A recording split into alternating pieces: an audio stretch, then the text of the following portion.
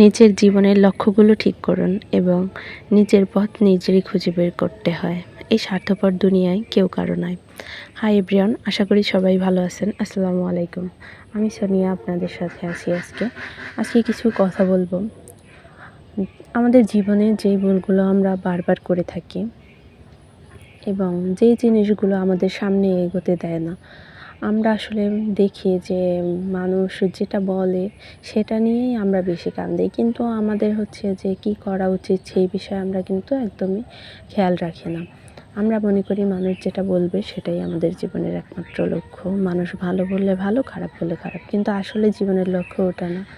জীবনে আপনার লক্ষ্য থাকতে হবে এমন কিছু যে আপনি যেটা করতে চান সেটা যতক্ষণে সাকসেস না হবেন ততক্ষণে চেষ্টা, অন্যের জন্য না বেছে নিজের জন্য একটু বাঁচার চেষ্টা করুন।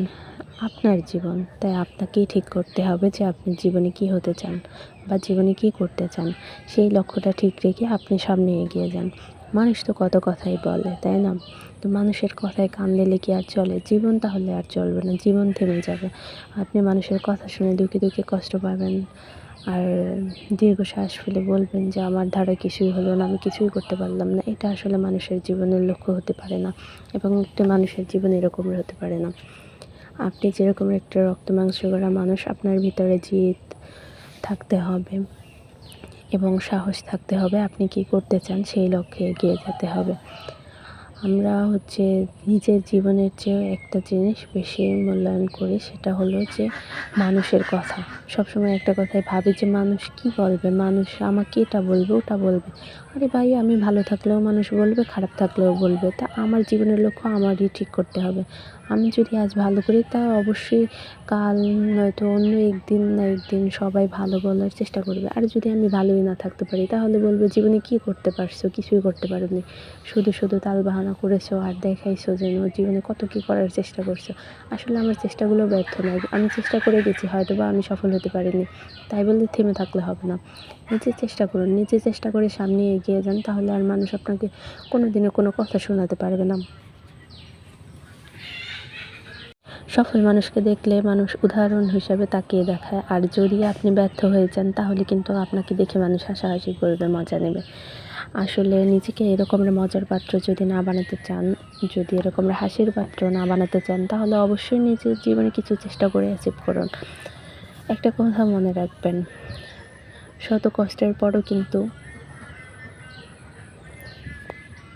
সুখ একদিন না একদিন আসে, কিন্তু সেই সুখের দ্বার প্রান্ত পর্যন্ত কিন্তু আমাদের পৌঁছাতে হয়, আমাদের কষ্ট করে পরিশ্রম করে সেখানে যেতে হয়। আর সেটা যদি আমরা না যেতে পারি তাহলে কিন্তু কখনোই কিছু করতে পারবো না। আমি একটা সময় ভাবতাম যে জীবনে কি আর আছে, কিছু করার দরকার নেই। মা বাবা, ভাই বোন, ফ্যামিলি সবাই তো আমাকে সাপোর্ট দিচ্ছে, সবাই আমাকে হেল্প করছে। আমার প্রয়োজন অপ্রয়োজনে সবাই তারা আমার পাশে থাকছে এবং আমাকে যথেষ্ট পরিমাণে হেল্প করার চেষ্টা করছে এবং হেল্প করছে।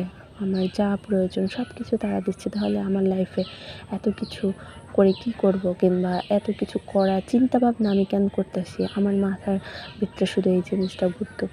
কিন্তু একটা সময় ভেবে দেখলাম যে আসলে অন্যের ভরসায় না বেঁচে নিজের উপর নির্ভরশীল হয়ে নিজে যদি কিছু করতে পারি সেটাই আমার নিজের। অন্যের জিনিস কখনোই নিজের হয় না। অন্যের জিনিসের উপরে ভরসা করে নিজের জীবন কখনোই চালানো যায় না। এতটুকু মাথায় চিন্তা রেখে যদি আপনি কাজ করেন তাহলে অবশ্যই আজ নয়তো কাল একদিন না একদিন আপনি ভালো কিছু করতে পারবেন। সময়ের সাথে সাথে সব কিছুই পরিবর্তন হয়, মানুষের মন মানসিকতা সব কিছু পরিবর্তন হয়। সেখানে তো আমরা মাত্র মানুষ, তাই না? তা আমাদের মন পরিবর্তন হতে কোনো সময় লাগবে না।